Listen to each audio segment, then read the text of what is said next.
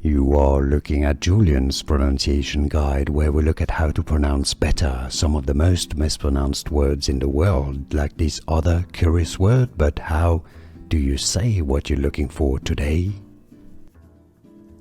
We are looking at how to pronounce this name, as well as how to say more interesting but often confusing names that many mispronounce, including from Arabic. Yes, indeed, a name of Arabic origin meaning long-lived.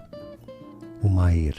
Umair is how it is said in Arabic, so in English it's generally said as Umair. Umair. And now you know more videos for you here to learn more correct pronunciations. Like this video if you found it useful.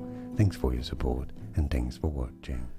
Here are more videos on how to pronounce more confusing words and names too many mispronounced. Like this video if you found it useful. I appreciate your support. I'll see you soon and thanks for watching.